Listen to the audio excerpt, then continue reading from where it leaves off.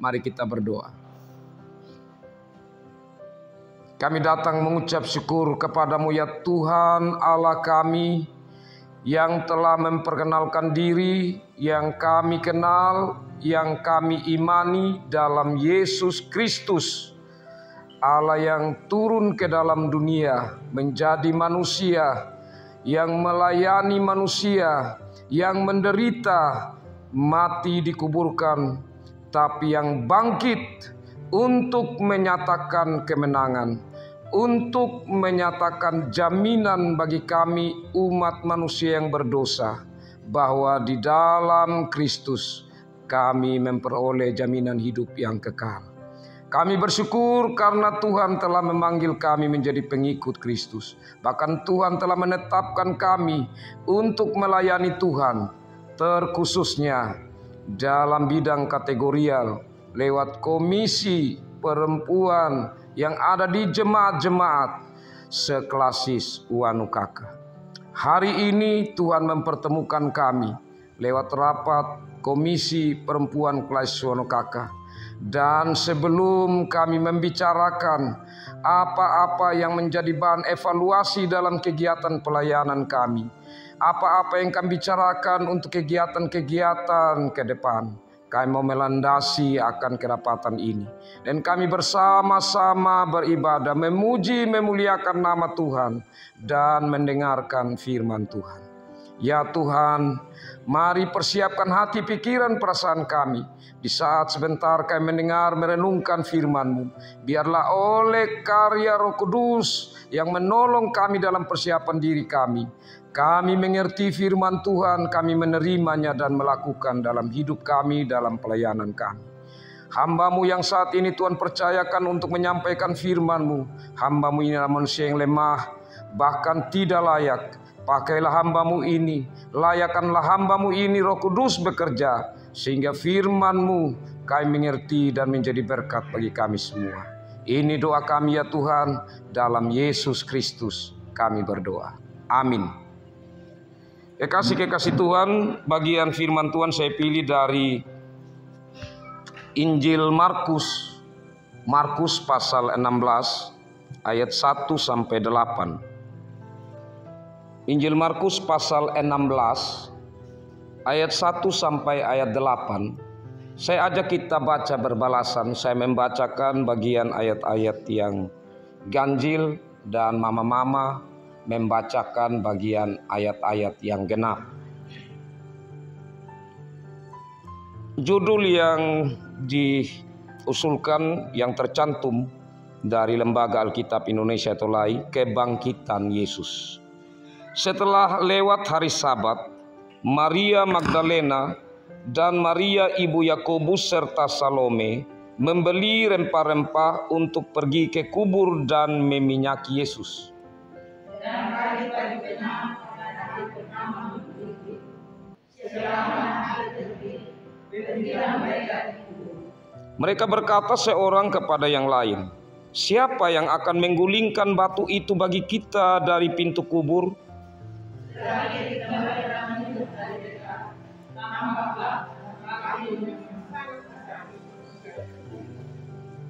Lalu mereka masuk ke dalam kubur, dan mereka melihat seorang muda yang memakai jubah putih duduk di sebelah kanan. Mereka pun sangat terkejut. Tetapi orang muda itu berkata kepada mereka, "Jangan takut, kamu mencari Yesus orang Nazaret yang disalibkan. Ia telah bangkit, ia tidak ada lagi. Tidak, Pak, inilah datang kemarin." Tetapi sekarang pergilah, katakanlah kepada murid-muridnya dan kepada Petrus, ia mendahului kamu ke Galilea. Di sana kamu akan melihat dia, seperti yang sudah dikatakannya kepada kamu. Lalu mereka keluar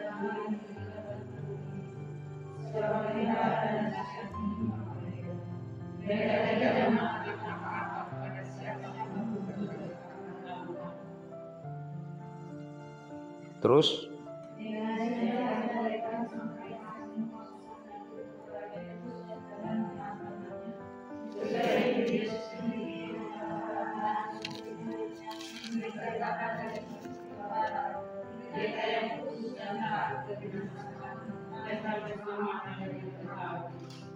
Terima kasih.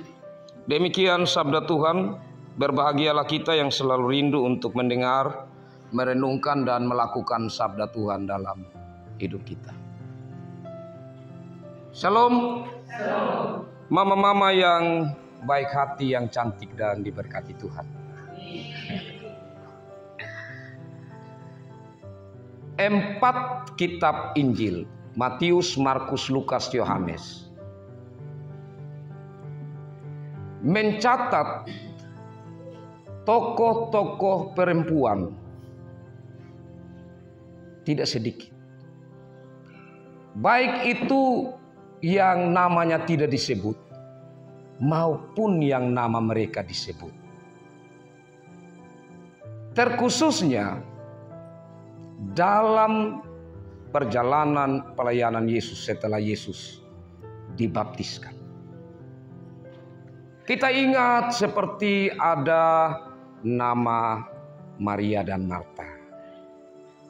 Kita ingat ada seorang wanita yang pendarahan, yang kemudian menjadi sembuh dengan hanya menyentuh ujung jumbai jubah Yesus.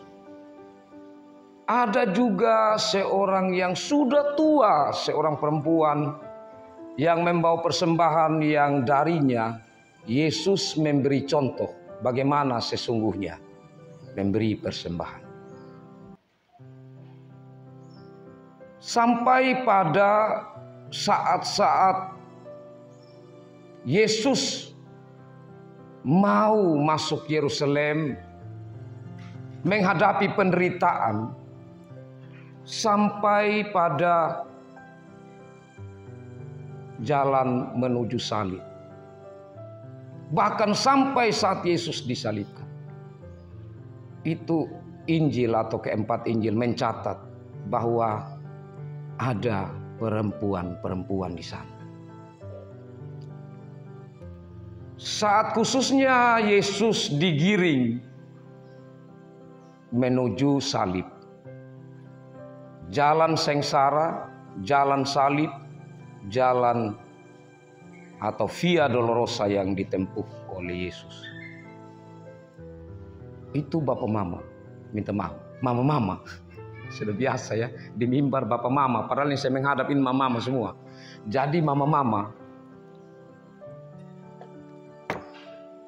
tidak pasti Yesus itu waktu ditangkap baru digiring dari satu tempat, mulai dari Hanas ke Kayafas, dari Kayafas ke Sanhedrin atau imam-imam kepala mahkamah agama, dari situ lagi ke Pontius Pilatus, dari Pontius Pilatus ke Herodes, dari Herodes ke Pontius Pilatus lagi.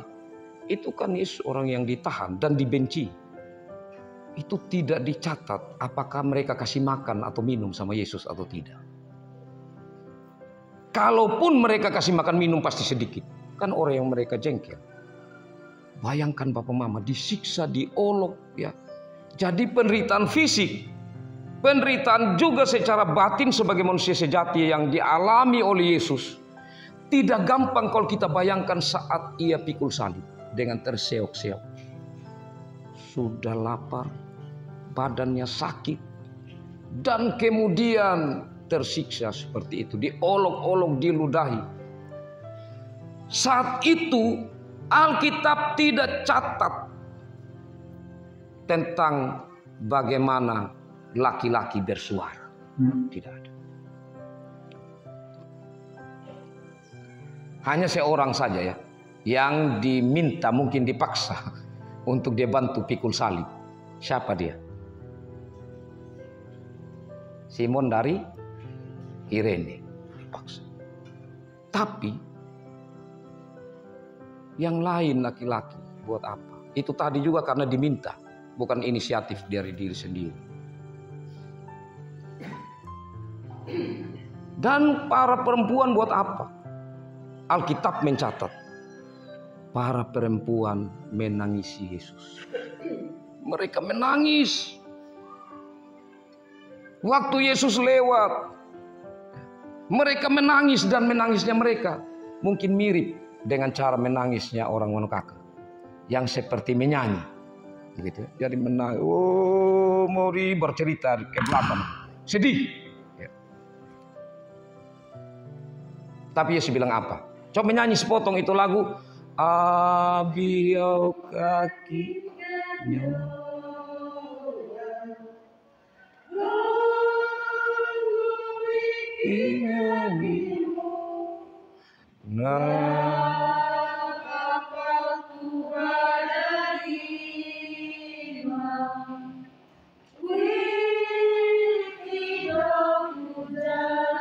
Oke, pas di situ. Tuhan Yesus bilang apa? Waktu mereka menangis, jangan tangisi akan datang. Tangisilah dirimu. Benar kan? Perempuan itu, mereka yang menangis. Tapi Yesus bilang, jangan menangis. Jangan tangisi saya. Kalau kau menangis, tangisi dirimu sendiri. Saya pikir kita memaklumi Mas Queen. Tapi karena saya tidak mau mendalami itu, karena kita lebih fokus kepada peristiwa kebangkitan. Karena itu mari kita melihat dari bagian firman Tuhan yang kita baca tadi. Di sini ada nama-nama yang disebut. Perempuan-perempuan hebat. Maria Magdalena, Maria ibu Yakobus, serta Salome. 3 orang ibu-ibu. Memang keempat Injil ingat tentang para perempuan, tentang ibu-ibu yang selalu bersama-sama dengan Yesus dalam pelayanannya. Tetapi sebagai catatan penting, karena mereka bukanlah tokoh utama dari cerita Injil. Siapa yang tokoh utama cerita Injil? Siapa? Tokoh utamanya adalah Yesus.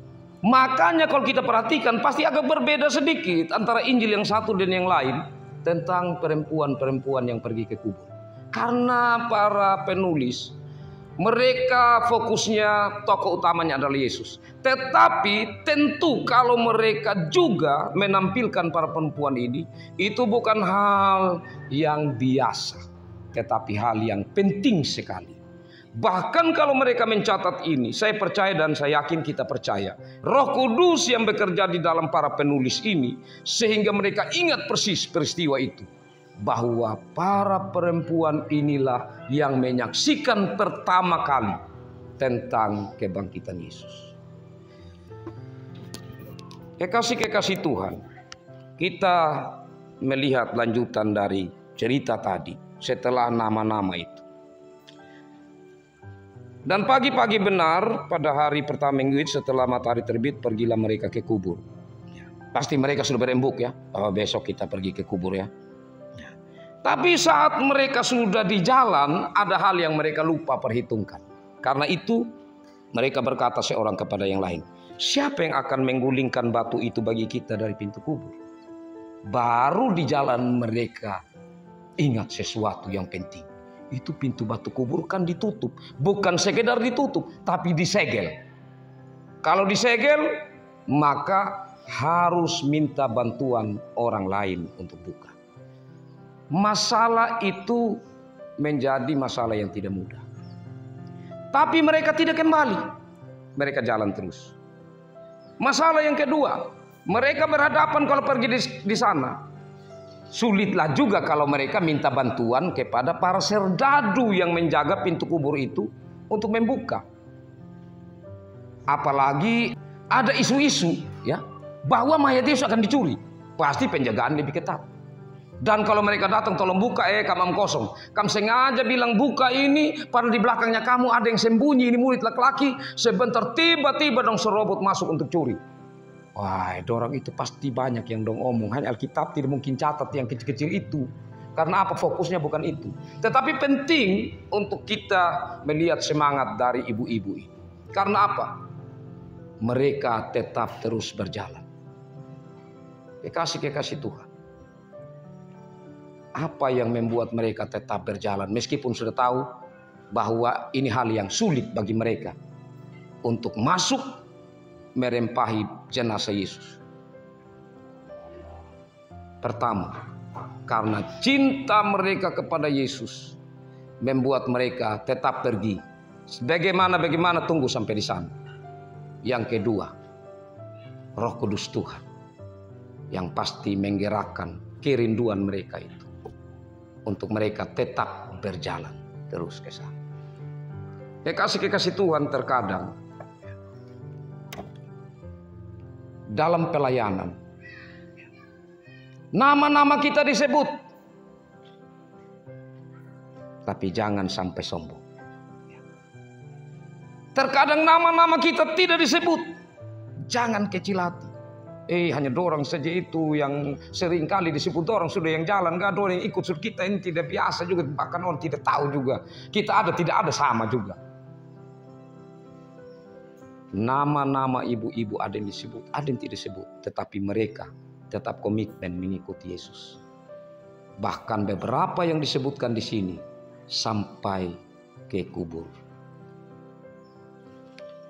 Yang berikut, kekasih-kekasih Tuhan. Terkadang di saat kita memikirkan dalam satu perjalanan pelayanan kita atau dalam satu rencana kerja kita, kita sudah rencanakan. Tiba-tiba di tengah jalan dari yang kita rencanakan itu baru kita, begini ada kendala-kendala kita temui. Kalau untuk hal yang memuliakan Tuhan, pastilah Roh Kudus akan mendorong kita untuk berjalan. Tetapi jangan lupa semangat dari diri kita, karena Tuhan tidak ciptakan kita sebagai alat yang seperti mic ini tinggal dikasih pindah, digerakkan tanpa bergerak sendiri. Tuhan menciptakan kita segambar dan serupa dengan Dia. Tuhan menciptakan kita dengan sesuatu kemampuan yang membuat kita bisa bergerak. Dan di saat kita didorong lagi oleh Roh Kudus, karena tujuan yang baik yang mau kita lakukan, pasti Dia tetap terbuka jalan. Amin. Pasti terbuka jalan. Karena itu jangan takut di dalam kita merancangkan sesuatu. Dan di saat kita menemui satu kendala, tetap kita mengandalkan Roh Kudus. Dan aura-aura positif tetap yang harus kita munculkan. Kenapa kok? Kalau aura negatif macam, temaga tidak jadi juga itu. Buat apa kita lanjut lagi? Itu sudah negatif. Kalau rame-rame sudah begitu, maka yang negatif sudah, yang pesimis sudah yang ada. Optimisnya tidak ada lagi. Jadi harus lebih banyak yang optimis. Dengan itu, maka semangat kita berjalan akan lebih baik. Sama dengan kalau menurun begini, bawa motor itu kemudian menurun terlalu. Kalau takut jangan, biar sudah. Kalau saya takut saya kasih tinggal. Karena apa? Suduluan ini aura negatif yang ada. Itu bahaya. Tapi kalau percaya diri, yang penting juga jangan terlalu percaya diri kalau terlalu cerdas. Tapi kita rasa, ini bisa. Ya oke. Jadi itu penting sekali. Karena kalau kita jatuh betul. Jadi aura-aura yang positif yang harus kita kembangkan di dalam pelayanan kita. Yang terakhir, ya kasih Tuhan. Di sini malaikat Tuhan, ya saat mereka sampai tiba-tiba sudah terbuka, mereka lihat, mereka luar biasa. Yang mereka pikir pertama bahwa mungkin saja nanti pesan kalau marah kita lari. Kalau ini serdadu marah sama kita. Kenapa kamu datang buat apa di sini? Pasti kamu curi ini mayatnya Tuhan Yesus. Kamu ada rencana apa? Tapi mereka sampai apa? Serdadu sudah tidak ada. Yang lari duluan ada serdadu. Kalau kita baca betul firman Tuhan, waktu terguncang bumi atau gempa, maka batu kubur terbuka dan malaikat Tuhan ada duduk di atas batu kubur itu. Itu dari Injil yang lain. Jadi serdadu itu ketakutan dan lari. Jadi di sini mereka sampai sudah tidak ada lagi serdadu. Justru mereka ketemu malaikat. Dan kata malaikat ini, jangan takut.